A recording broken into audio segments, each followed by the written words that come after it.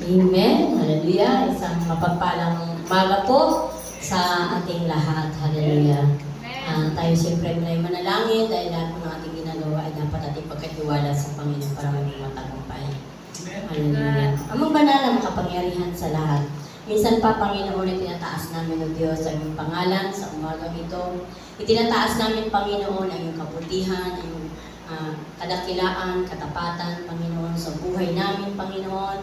Lord, salamat, Lord, sa mga pagpapala, Panginoon, na patuloy pinagkakaloob sa inyong mga anak na tapat na naglilingkod sa inyo. Salamat po, Panginoon, sa buhay isang linggo, Panginoon, sa divine protection mo, Lord, sa unlimited guidance mo, Panginoon, na patuloy mo pinagkakaloob sa amin.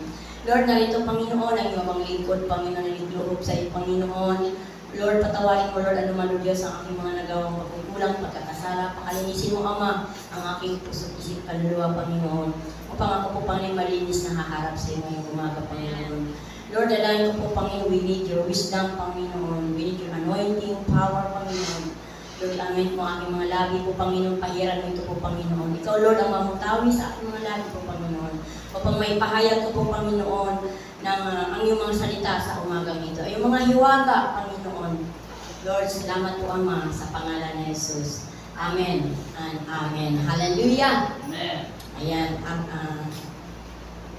Ngayong umaga po, ang ating topic po, ang ating pag-aaralan dahil ito po ay napakahalaga po sa ating buhay na isang lingkod ng Panginoon na kaya nga po ay Sunday School para po tayo mag-aaral ng salita ng Panginoon.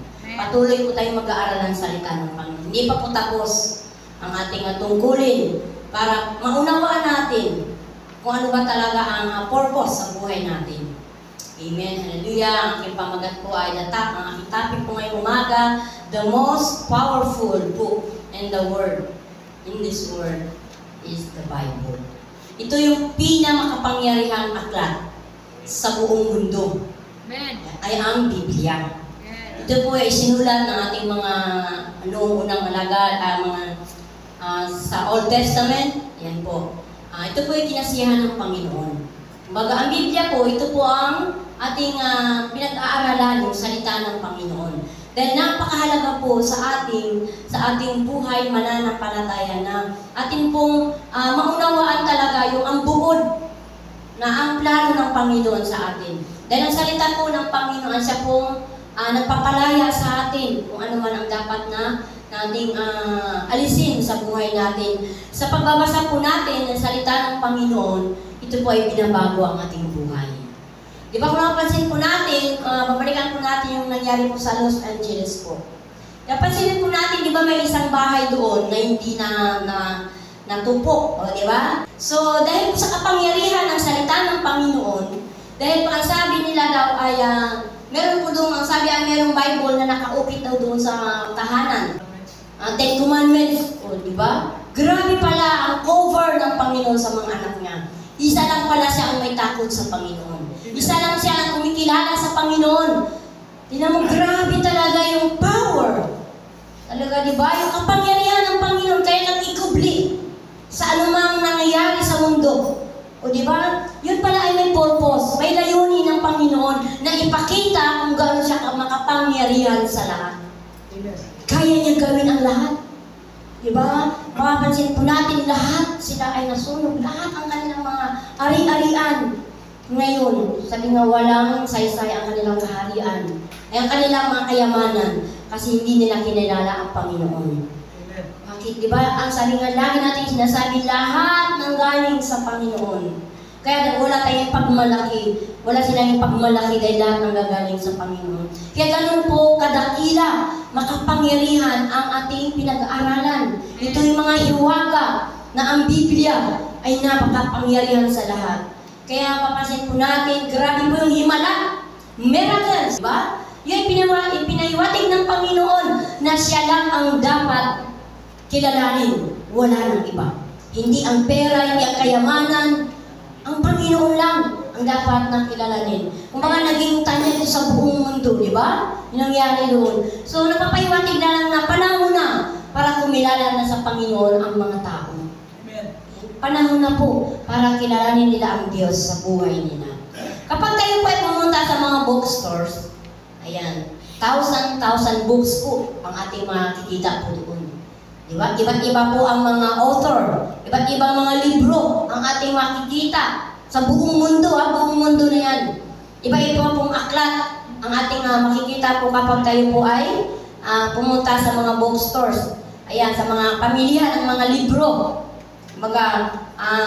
Mula noon until now ay any kinds of book ang makikita po natin pag tayo ay pumunta at bumili po ng aklat.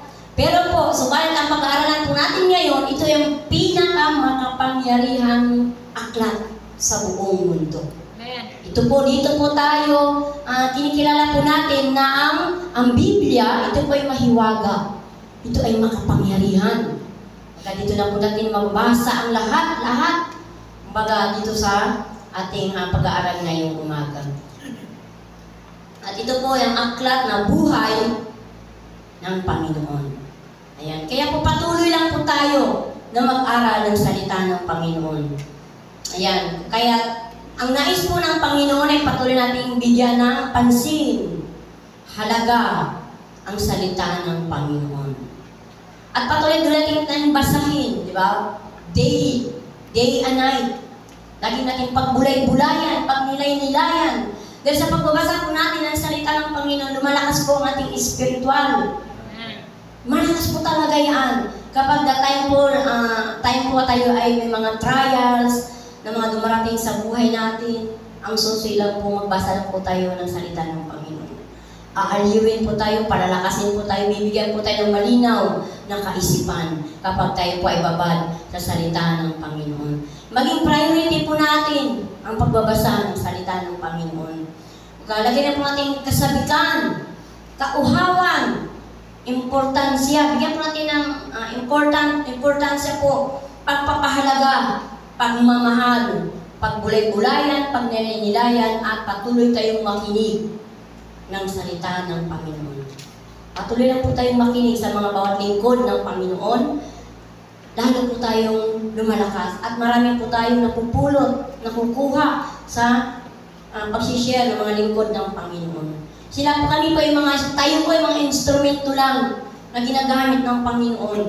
Tayo para po lalo po tayong matutunan po ang katotohanan. Ang katotohanan po ang magpapalaya sa atin.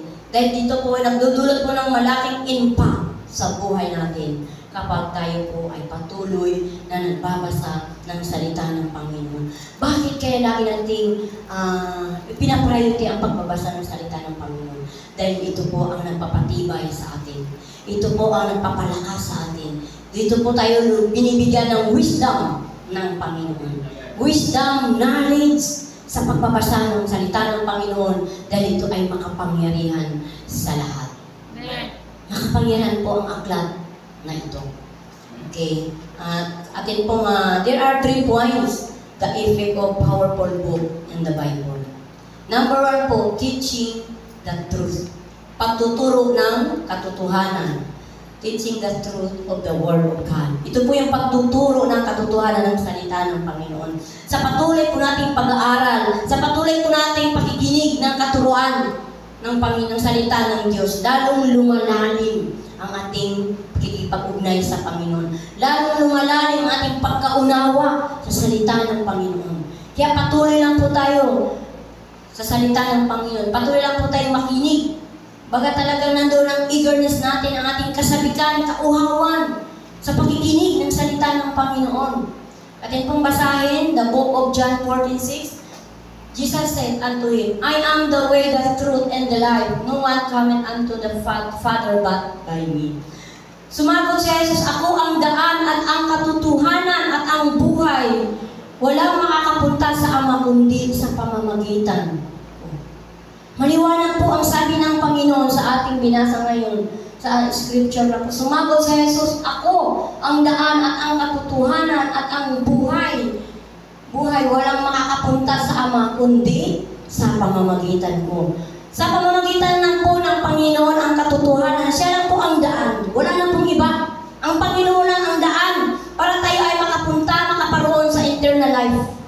Sa buhay na walang hanggan, ang Panginoon lang po, wala na pong iba.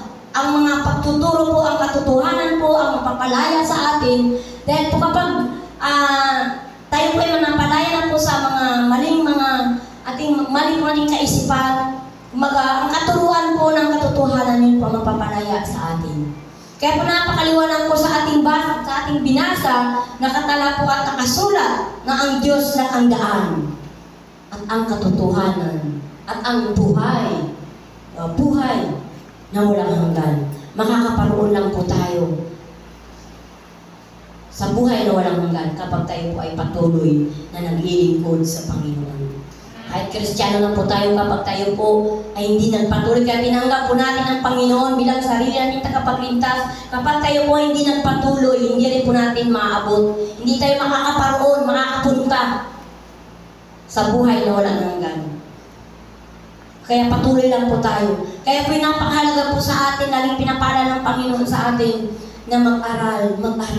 Hindi pa po tapos ating pag-aaral. Habang tayo ay nabubuhay, mag-aaral po tayo ng salita ng Panginoon. Amen. Habang nabubuhay po tayo, patuloy tayo magnilay-nilay, pagkulay-kulayan, pag-aralan. Patuloy tayo makinig sa bawat lingkod ng Panginoon dahil iba-iba pong mga revelasyon, may iba-iba pong kapahayagan ang Panginoon ay binibigay na sa kanyang mga lingkod. Kaya huwag po tayong manawang makinig. Kumbaga landon po lagi, naisip po natin sa ating puso't isip, kaluluwa ang kasabikan, kauhawan, excitement lagi.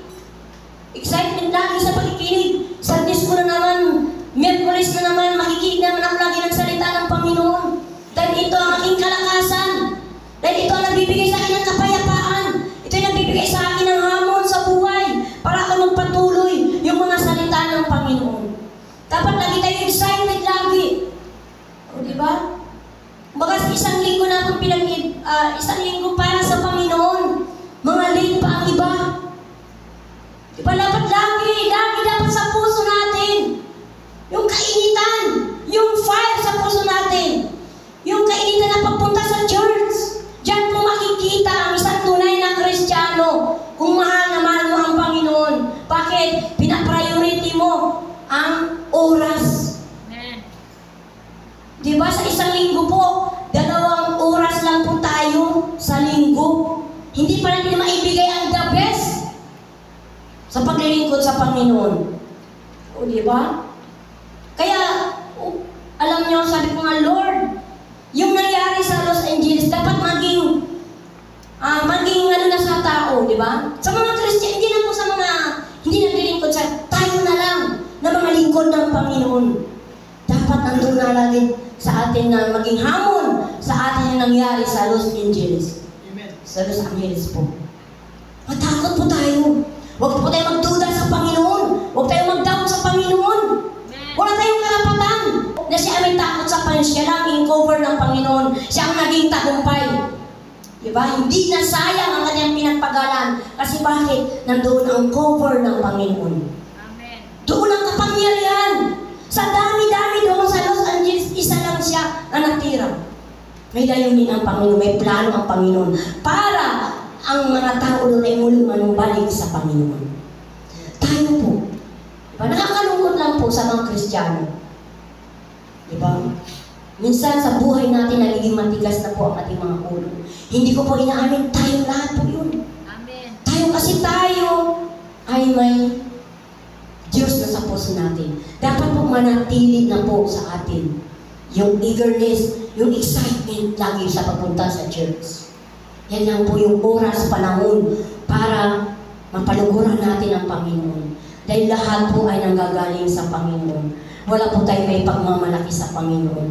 Lahat nanggagaling po yan sa Panginoon. Diba? Kaya po, iba pala ang Lord magalit. Diba? Diba sa Sodoma at Gomora, diba? Anong nangyari?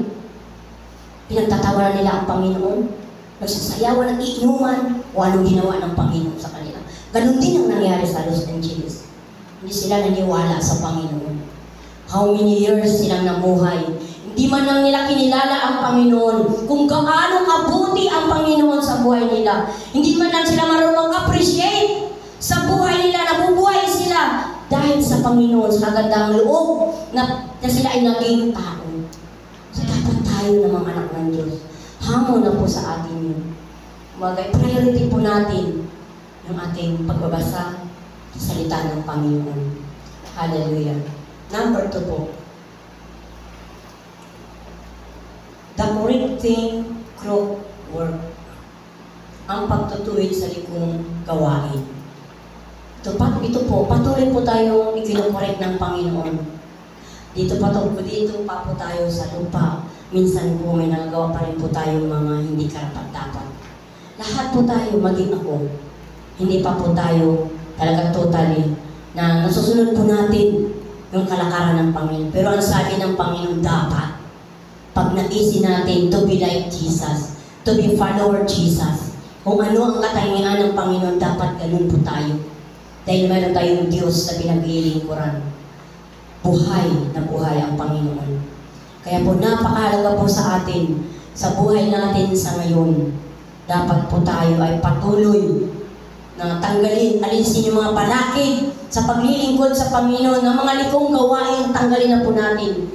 Hindi lang po gawain kaisipan. Yan po ay mga likong kaisipan din po yan, hindi lang po gawain. Kumbaga yung mga kaisipan natin, minsan may sumasaksak pa rin hindi maayos. Hindi maayos ang ating espiritu minsan. Ang ating kaisipan hindi maayos. Yan po ay mga liko na hindi karapat-dapat sa Panginoon. Dapat po natin tanggalin din po yun. Ang sabi ng Panginoon, maging katulad po kayo.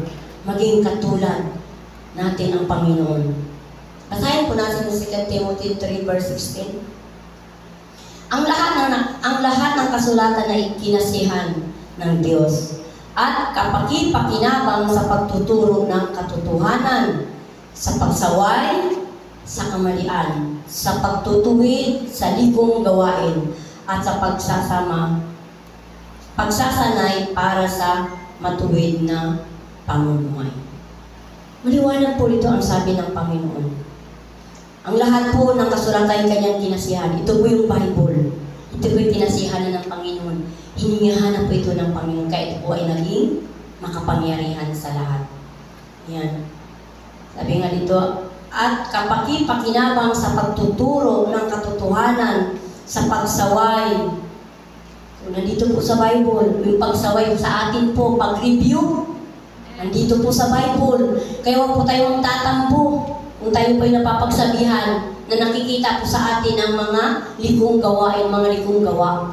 Mga likong mga hindi maganda sa pananalita, yan, sa pagkilos, sa paghanap buhay. Lahat po. Kaya po may karapatan na ang bawat isa sa atin na may pagsaway sa kamalian. Para ituwid po tayo sa likong gawain at sa pagsasanay para sa matuwid na pamumuhay. So maliwanag po ang salita ng Panginoon. Maliwanag po na tayo po habang nabubuhay, nandoon po ang pagsaway sa atin. By the grace of God lang tayo nakakapagpatuloy sa Panginoon. Amen. By the grace of God lang po tayo nakakapagpatuloy sa paglilingkod sa Panginoon, mga kapatid. Kaya nga po kapag hindi ka babad sa salita ng Panginoon, kapag hindi mo pinariority ang pagbabasa ng Biblia, kapatid, magkakasala ka. Hindi ka babad. Wala doon ang connecting ng Panginoon sa iyo. Kumbaga, dapat nandoon lagi ang ating conviction sa lahat ng ating ginagawa sa ating buhay. Sa pagkikipagbaka nito sa mundo, kailangan lagi tayo nakakonek sa Panginoon para hindi tayo madala ng kaaway, hindi tayo madala kung sino-sino pa man na mag-akay sa atin, meron tayong paninindigan. Meron tayong paninindigan sa paglilingkod natin. Manindigan po tayo bilang isang Kristiyano, huwag po tayong mahiya. Manindigan po tayo. O, di ba? Kaya mamuhay po tayo. Mamuhay po tayo magpagsasanay para sa matuwid na pamumuhay. Mamuhay po tayo ng ayon sa kalooban ng Panginoon. Sundin po natin ano ang nararapat na ipinapagawa ng Panginoon sa buhay po natin. Wala po ibang magtutuwid sa atin kundi ang ating mga kasamahan. Unang-una, ang salita ng Panginoon ang magtutuwid sa atin sa pagbabasa ng salita ng Diyos. Dahil nga ang Diyos ang pinakamakapangyarihan sa lahat. Siya po ang magtutuwid sa atin sa pagbabasa po ng salita ng Panginoon. Pangalawa na po tayong mga kapatid sa pananampalataya sa Panginoon. Kaya po, may karapatan po ang ating mga leaders, ating mga kapatid sa pananampalataya sa sawayin ka. May karapatan po ang bawat isa sa atin dahil tayo yung mga anak ng Panginoon. Di ba? Kaya yan po ay para rin po sa atin para mabago po ang sitwasyon ng ating buhay para tayo ay maging tunay na kalugod-lugod sa Panginoon. Kasi kapag hindi po natin nilakaran ang pamumuhay na matuwid, hindi po tayo kalugod-lugod sa Panginoon. Dati pa rin po tayo. Makamundo pa rin po tayo. Kung nakikiayon po tayo sa takbo ng mundo, mga ginagawa nila, wag na po tayo makiayon doon. Kumbaga kaya mayroong pagsasaway, may pag-review sa atin. Diba? Maliwanag po ang sabi nito na sa ating binasa, ang lahat ng kasulatan ay kinasiyahan ng Diyos at ang kapakipakinabang sa pagtuturo. Ito po yung pakinabang natin sa pakikinig ng katuruan, ang katotohanan ng salita ng Panginoon. Ayan. Sa pagsaway sa kamalian, sa pagtutuwid sa likong gawain at sa pagsasanay para sa matuwid na pamumuhay. Kaya pag na-check po tayo, huwag po tayo magagad, huwag po tayo magtatampo. Para sa atin po yun. Pabor yun sa atin. Ay salamat, nakita niya yung ano ang hindi ko dapat gawin. Susunod, hindi ko na gagawin yun. Hindi pala yung tama. Di ba? Kaya po, mapalad po tayo, hindi swerte. Tayo mga Kristiyano mapalad. Mapalad tayo na tayo ay may panahon pa na mag-aral ng salita ng Panginoon. May oras pa tayo na mag-aral ng salita ng Panginoon. Yan. Mapalad po tayo na tayo ay patuloy pa na nag-aaral ng salita ng Panginoon. Hallelujah. Salamat sa Panginoon sa mga salita niya na kung saan ito po ay nagbibigay sa atin ng malawak na kaisipan, malawak na kaunawaan, sa pamamagitan ng salita ng Panginoon. Nauunawaan po natin kung ano ang ating layunin, ano ang purpose natin habang tayo ay nabubuhay sa mundo. Meron rin pa tayo dapat gawin para maging tayo ay kalugod-lugod sa Panginoon para makapunta po tayo doon sa eternal life. Sinasabi ng Panginoon kanina sa John 14:6, ako ang daan at ang katotohanan at ang buhay. Walang makakapunta sa Ama kundi sa pamamagitan ko. Kaya panghawakan po natin ang mga salitang ito. Sa pagtuturo po ng katotohanan, mapapalaya po tayo doon. Sa pakikinig, sa patuloy po natin pakikinig ng salita ng Panginoon. Meron tayong inaabot na finishing line. May goal po tayo sa buhay natin. Lord, makakasama mo ako. Kapag tayo ay patuloy na mag-aral, magsaliksik ng salita ng Panginoon. Kapag kami ay patuloy na mamuhay ng matuwid na pamumuhay, Lord, tinitiyak ko makakasama mo ako doon sa paruroonan sa buhay na walang hanggan. Amen. Alam po natin yan. Alam po natin na tayo, sa mga ginagawa po natin, alam po natin yun kung ay matuwid o likong gawain. Dahil ang anak po ng Panginoon ay namumuhay na malinis. May kabanalan, may katuwiran sa paglilingkod sa Panginoon. Ang sikreto lang po talaga lagi magbasa. Magbabad lang tayo. Magbabad lang po. Yan lang po ang sikreto ng Panginoon sa ating buhay. Kasi may conviction na po tayo dito. May conviction na po kasi babad. Kasi ang banal na espiritu ng Panginoon ay nananatili sa pusong malinis. Nananatili po yan dito sa puso natin. Nananatili po ang pag-guide ng Holy Spirit sa ating espiritual na buhay. Pero kapag ikaw po ay namumuhay sa likong gawain, never po na mananahan sa iyo ang banal na espiritu. Lalo pang gugulo at gugulo ang kaisipan mo. Maraming nakasaksak sa kaisipan mo, hindi pa karapat-dapat. Iyan po ang gawa ng kaaway sa buhay natin. Kaya paglabanan po natin na magbasa po tayo ng salita ng Panginoon. Ang sarap po magbasa ng salita ng Diyos. Bibigyan ka tayo ng wisdom. Wisdom talaga mula sa Panginoon ang ipagkakaloob sa atin ng Panginoon. Amen. Basta't manampalataya lang po tayo, manalig tayo sa Panginoon, may gagawin ang Diyos sa buhay natin. Kikilos at gagalaw ang Diyos sa buhay natin kapag totoo ka, seryoso ka na naglilingkod sa Panginoon, hindi ka naglalaro-laro lang. Kapag seryoso po ang paglilingkod natin sa Panginoon, tandaan po natin, ang salita ng Panginoon ay makapangyarihan. Makapangyarihan, kaya baguhin tayo ng Panginoon. ating mga attitude. Kaya baguhin po ng Panginoon. Sa pagbabasa po natin ang salita ng Panginoon, dahil ang banal na Espiritu siyang nag-uudyo sa atin. Dahil ang salita ng Panginoon ay banal, makapangyarihan. Kaya patuloy po tayo na magbasa ng salita ng Panginoon. Hallelujah.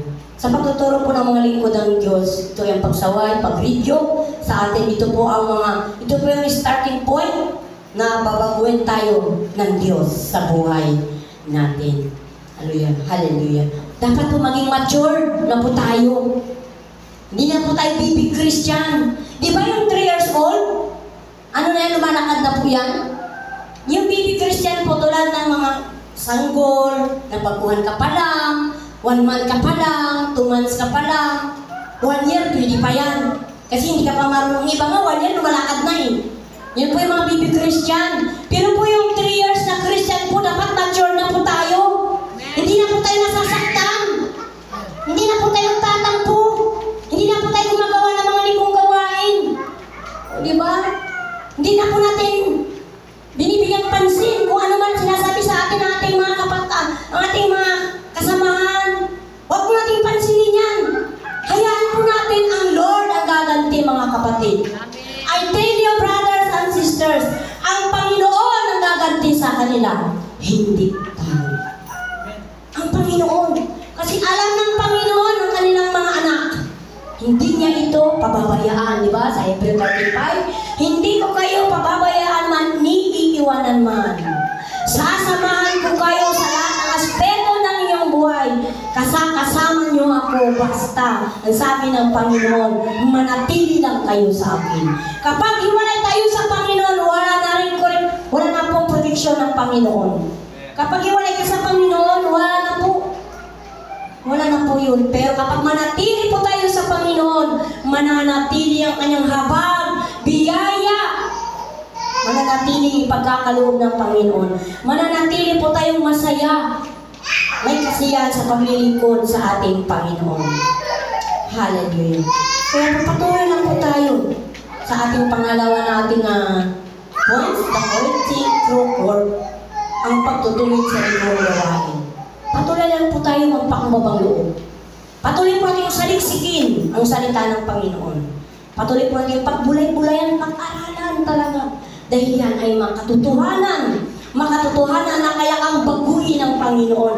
Kung sa sarili lang natin, hindi natin kayang baguhin ang sarili natin. Pag nagkamali ka, mamaya magkakamali ka na naman. Pero kapag ang Panginoon ang gagalaw at kikilos sa buhay mo, kaya kang baguhin ng Panginoon. Patuloy lang po tayo sa ating pag-aaral ng salita ng Panginoon. 3 points. Guide to a righteous living. Pag-akay sa matuwid na pamumuhay. Mapapansin po natin sa ibabaw dito sa mundo natin ginagalawan, napakarami pong mga tao ang pamumuhay po nila ay liko. Pansinin po natin, napakarami po ating mga dito sa mundo, ang kanilang mga anak buhay ay hindi maayos. Namumuhay po sila sa kasalanan. O diba? Kayong mga anak ng Panginoon, alam na po natin na ang ating pinamumuhay, tuloy-tuloy lang po tayo sa ating pamumuhay bilang isang lingkod ng Panginoon. Ayan po. Ang lais po ng Panginoon na makita po sa ating buhay ay mayroong change your life. May pagbabago sa buhay natin. Yun lang po ang ninanais ng Panginoon. Yun ang gustong makita sa atin ng Panginoon. Nandoon talaga ang double time natin sa paglilingkod sa Panginoon. Kumbaga yung oras, panahon, ilaan natin sa Diyos. Yun lang po hinahanap ng Panginoon sa atin. Na gumawa po tayo ng naaayon sa kanyang kalooban. Mamuhay po tayo. Sundin lang po natin ang kanyang kautusan. Dahil ang katotohanan at ang buhay na walang hanggan, yan po ang ating makakamit doon sa paparoonan natin sa eternal life. Yan po. Kaya patuloy lang po tayo. Lagi po pong hinihimo kami kagabi po sa praise team po. talagang meron na po naman sila mga agenda na naman na talagang magbasa ng salita ng Panginoon. Lagi kong sinasabi, nag-usap kayo ni Sister Ingy na talagang dapat mamotivate sila sa salita ng Panginoon. Mga kabataan, marami silang mga time. Ayan, dapat po mamotivate po sila, mag-meditate sila ng salita ng Panginoon. Napakahalaga po yan sa ating buhay Kristiyano. Kaya po, patuloy lang po tayo magpakumbabang loob. Napakahalaga po yun na magpakumbabang loob tayo lagi sa Panginoon. Maging sa ating kapwa, magpakumbabang loob po tayo. Kung di naman po karapat-dapat, maging humble po tayo sa kanila. Para makita po sa atin yung tunay na ikaw ay lumalago bilang isang mananampalataya sa Panginoon. Yan lang po ang sekreto sa atin. Magpatuloy po tayo, magbasa ng salita ng Panginoon, makinig ng salita ng Panginoon, makinig sa katuruan ng mga lingkod ng Panginoon. Yan po ay malaking impact sa buhay natin. At yan po ay kapaki-pakinabang sa ating harapin kung ano ang nangyayari sa buhay natin, ano ang harapin sa buhay. Yan po ay kapaki-pakinabang ang wisdom, knowledge mula sa Panginoon sa pagbabasa po natin ng salita ng Diyos. Palakpakan po natin ang Panginoon. Kaya po, patuloy lang po tayo na makinig palagi ng salita ng Panginoon. Yan po ang epekto, ang dulot ng babad natin sa pakikinig sa salita ng Panginoon. Ito po yung mararanasan po natin ang buhay na pinagpala. Buhay na masagana. Buhay na may kagalakan. Buhay na may kasiyahan. Ito po ang dulot sa ating paglilingkod sa Panginoon. Lagi po tayo may peace of mind. Di ba? At may problema, nakatawa lang po tayo. Dahil alam natin may solusyon. Kahit kabundok, kahit sunod-sunod ang problema dumarating sa buhay natin.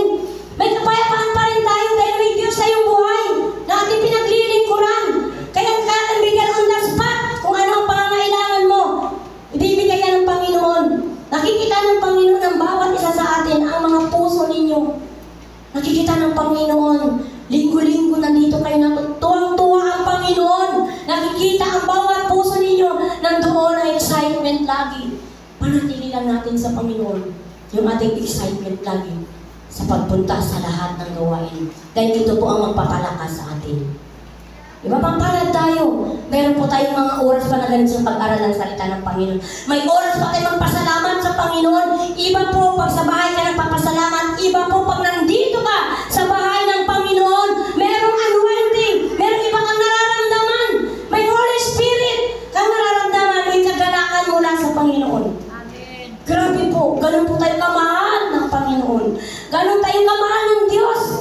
Kahit minsan nagkakasala tayo, pero nandoon pa rin ang pagpapatawad sa atin ng Panginoon. Nandoon ang kanyang habag, biyaya sa atin. Diba? Mahal na mahal tayo ng Panginoon. Kaya sa patuloy na ating paglilingkod sa Diyos, tandaan po natin mga kapatid, tayo po isa. Ako, ikaw, tayong lahat. Isa tayo na pupunta sa kaharian ng Panginoon. Palakpakan natin ang Panginoon. Hallelujah. Hallelujah. Salamat po, Diyos. Hallelujah. Maraming salamat po sa napag-aralan natin ngayong umaga. Gusto ko lang pong balikan sa mga na-late po. Dapat po sa sunod. Hindi na po tayo ma-late. Sayang po ang oras. Sayang po yung mga napagsimulaan na hindi po natin malong maintindihan. Kumbaga, sabihin mo nga sa katabi mo, huwag kang malilate sa susunod. Kausapin mo yan. Huwag kang malilate sa susunod. Ayan na, pangako nyo yan sa Lord. Diba? Bigyan po natin. Diba? Pati ninyo, diba? Pag may blessing, maaga pa nandoon ka na. O hindi nyo alam ang Panginoon na bigyan ng blessing. O diba? Kaya dapat po, huwag tayong malilate sa susunod. Sayang po. Sayang ang mga nauna na hindi nyo po na nakuha. O diba? Sayang po. Kaya po ang ating pinag-aralan, gusto ko lang i-recap, balikan, sa mahal ko kayo, dahil late kayo. Ayan, ulitin ko lang po, the most powerful book in this word, the Bible. Ayan po, ang pinakamakapangyarihang aklat dito sa ibabaw ng mundo ay ang Biblia. Yung banal na salita ng Panginoon. Ayan po, meron po kaming 3 points. Number 1 po, teaching the truth of the Word of God. Pagtuturo ng katotohanan ng salita ng Panginoon. Number 2 po, the correcting group work. Yan, ang pagtutuwid sa likong gawain.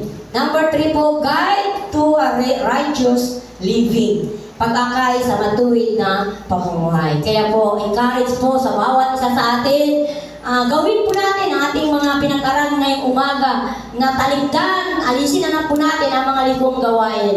Magsanay na po tayo sa matuwid na pamumuhay. Hallelujah. Tayo po'y tumayo at tayo po'y manalangin sa paggalang mamahal sa ating Panginoon. Hallelujah, hallelujah. O ang banal na makapangyarihan sa lahat. Maraming salamat po, Panginoon, sa katatapos parang Panginoon ang pinag-aralan, Panginoon, ay yung buhay, makapangyarihan, ay yung mga salita. Totoo nga po, Panginoon, ang aklat, Panginoon, ng iyong banal na salita, Panginoon. Ito lang ang makapangyarihan sa lahat sa buong mundo, Panginoon. Salamat po, Panginoon, Lord. Dalayan ko po, Panginoon, sa aming mga kapatiran, Panginoon, sa umagang ito, Lord. Lord, dalayan ko, Panginoon, nandoon lagi, pananatili mo sa amin, Panginoon, ang excitement lagi po, Panginoon. Ang excited lagi, Panginoon, sa pagpunta sa church po, Panginoon. Lord, dalayan ko po, Panginoon, ang mga salita mo, Panginoon, ay manatili sa aming puso, isip, kaluluwa, Panginoon. Lord, ito po, Panginoon, magrema, magmanifest, ipamuhay sa buhay po namin ang mga salita, Panginoon, na aming naririnig, Panginoon. Pagpalain mo, Lord. I-bless mo ito, Panginoon. Ang mga salita nito, Lord, maging pagpapala sa bawat isa sa amin, Panginoon. Panghawakan namin, Panginoon, na yung mga salita ko, Panginoon. Lord, sa salita mo, Panginoon, kami tumitibay, tumatatag po, Panginoon, lumalalim ang aming pagkakilala sa inyo, lumalalim ang aming relasyon sa inyo, lumalalim, Panginoon, aming pundasyon sa inyo, Panginoon. Lord, salamat, Lord. Mapalad kami, Panginoon, na kami patuloy na nag-aaral na yung mga salita, Panginoon. Salamat po, Panginoon. Pagpalain mo, Lord, ang lahat ng mga anak mo ngayong umaga po, Panginoon. Maging, O Diyos, ang salita namin pinag-aralan ngayong umaga, pagpalain ito po, Panginoon. Maging pagpapala ito sa bawat buhay namin, Panginoon. Lord, pagawa namin, Panginoon, ang matuwid na pamumuhay, Panginoon. Tatalikdan na namin, aalisin namin, Panginoon, mga likong gawain, Panginoon, likong kaisipan. Tatanggalin na namin, Panginoon, ito. Lord, mamumuhay kami, Panginoon, na mayroong kalinisan, katuwiran, kabanalan, matuwid na pamumuhay. Salamat po, Ama. Salamat po, Diyos. Lahat ng ito, Panginoon, ibinabalik namin sa iyo. Lahat ng parangal, pagsamba, pagdakila, pasasalamat. Sa pangalan ni Jesus. Amen. Amen.